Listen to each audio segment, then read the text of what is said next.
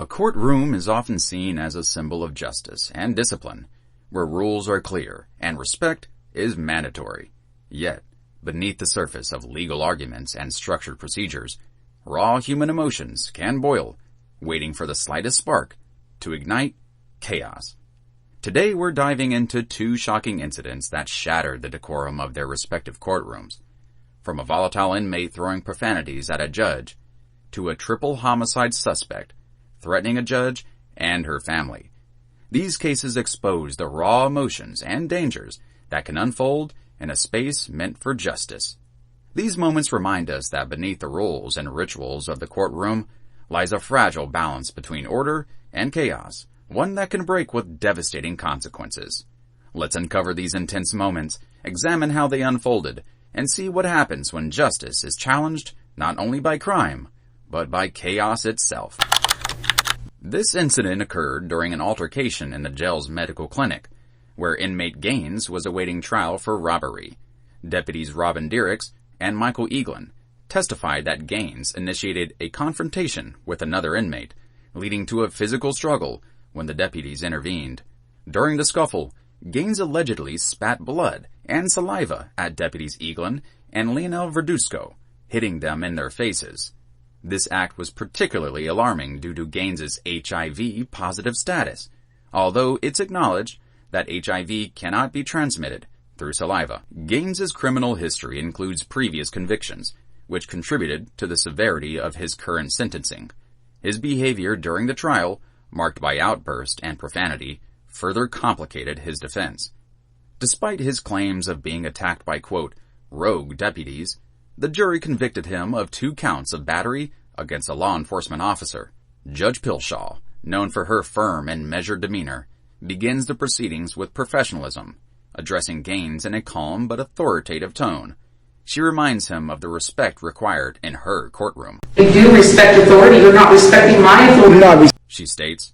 Her words are steady, but the room brims with tension as Gaines's reputation for outbursts precedes him. As the session unfolds, it becomes clear that this will not be a routine sentencing.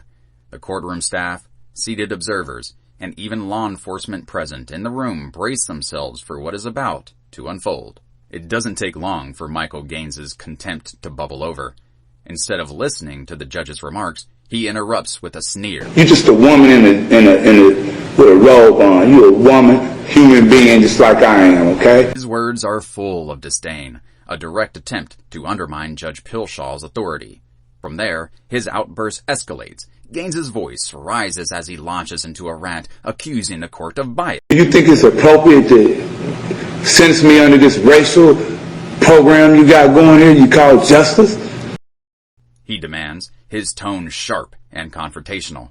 He points to what he perceives as systemic injustice, though his argument quickly veers into profanity-filled accusations. The judge attempts to maintain control of the courtroom, refusing to be drawn into his provocations.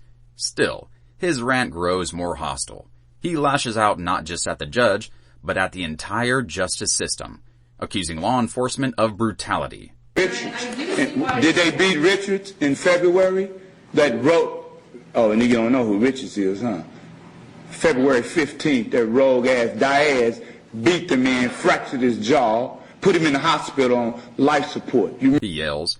The courtroom atmosphere grows heavier with every word. Despite the hostility, Judge Pilshaw remains resolute, maintaining her professionalism. She avoids escalating the confrontation, choosing to instead to let Gaines's behavior speak for itself. As the rant continues, the courtroom descends into a state of visible discomfort. Witnesses exchange uneasy glances, while the judge's staff shifts uncomfortably in their seats. Gaines's language becomes increasingly offensive, his voice echoing through the chamber. You's a maggot, punk. You should have died when you was a baby. Yeah. Maggot. Anytime, Mr. Gaines. Shut up, punk. You's a maggot. You should have died when you was a baby. He screams, his words shocking the room into silence. Judge Pilshaw, unfazed by the insults, responds with calm authority. I appreciate Mr. Gaines making my point. She states, dismissing his remarks with remarkable composure. Her refusal to engage in the inmate's provocations exemplifies her steadfast commitment to maintaining order. Eventually, court officers intervene, moving to escort Gaines out of the courtroom. As they approach, he continues to hurl obscenities, directing his anger at both the judge and the prosecutor. His voice fades as he is removed, but the tension in the room remains. In the aftermath of the outburst, Gaines is promptly sentenced to 13 years in prison. His sentence reflects not only the original charges of battery against law enforcement, but also his blatant disrespect for the court. Judge Pilshaw ensures that his actions during the proceedings are documented, adding further weight to his already severe punishment. The incident is not an isolated example of Gaines's disregard for authority. A review of his past conduct reveals a history of confrontations with law enforcement and disruptive behavior. His courtroom tirade seems to be a continuation of a troubling pattern. For Judge Pilshaw, the encounter is another example of the challenges judges face in maintaining decorum amid defiance and hostility. Her professionalism during the proceedings highlights her ability to uphold the dignity of the court, even in the face of utter disrespect. The courtroom staff and attendees, though visibly shaken by the incident, express admiration for the judge's handling of the situation, preventing the confrontation from escalating further. In a Louisville courtroom, the atmosphere is charged as Bryce Rhodes, a 25-year-old defendant facing charges for a triple homicide, is brought in for a hearing. Rhodes stands accused of the 2016 murders of 40-year-old Christopher Jones and teenage brothers, 14-year-old Larry Ordway and 16-year-old Maurice Gordon. The severity of these crimes casts a noticeable tension over the proceedings. Rhodes, an amateur rapper known as Rambo, allegedly targeted Jones in a drive-by shooting on May 4, 2016, mistakenly believing that there was a bounty on his head. Weeks later, fearing that Ordway and Gordon might disclose information about Jones's murder, Rhodes reportedly carried out their brutal killings. The brothers were found stabbed and their bodies burned, a gruesome attempt to destroy evidence. Presiding over the case is Judge Amber Wolf, known for her measured and professional demeanor. As the hearing commences, she addresses the defendant, stating, "Mr. Rhodes, you can just bring him up right here." Her words measured but firm.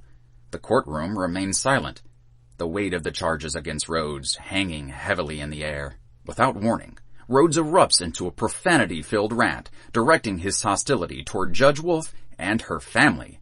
His voice dripping with hatred, he declares, "None of that. You got family, I'll be up." Okay. Yeah. The threat is explicit, suggesting retribution beyond the confines of the courtroom.